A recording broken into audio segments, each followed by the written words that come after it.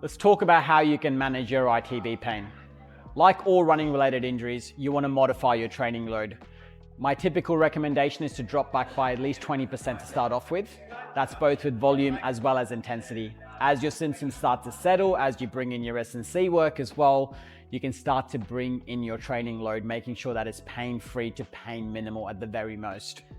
From here, bring in the right strength and conditioning movements, working on your lateral hip stability. A lateral toe tap is a great exercise in a functional position where you're working on keeping good knee stability as well as activating and engaging the lateral hip, which is your gluteus medius muscle. A split squat is also a great exercise to do.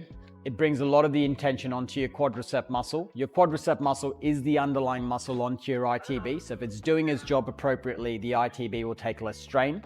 But it also gets your glute to work at the same time. So you're getting a beautiful effect up the chain where your ITB attaches, as well as through the thigh itself where your ITB adheres onto. From here, a control step down exercise is a great option to add in. The beauty of adding a control step down is you're getting the knee to go into a functional position that's very similar to the joint angles you'll develop whilst you're running. So you're getting, once again, the quadricep, the knee to do its job. You're getting the lateral hip to engage. And you're focusing on stability and control, making sure that knee stays in line with the hip and ankle as you're lowering down. Addressing running biomechanics is also crucial when it comes to ITB-related pain.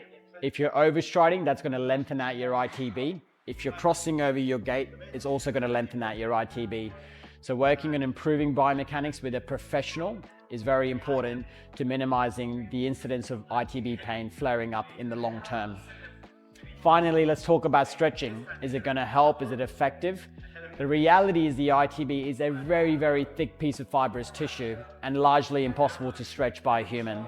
So stretching might give you some relief around symptoms, which might be more psychosomatic, but it's not doing anything to actually change the length and the tension within the ITB. So you can use some stretching for some symptom relief, but just know that it's not going to lengthen out your ITB. So use it appropriately, put more value on your strength work, put more value on your load management and your running biomechanics.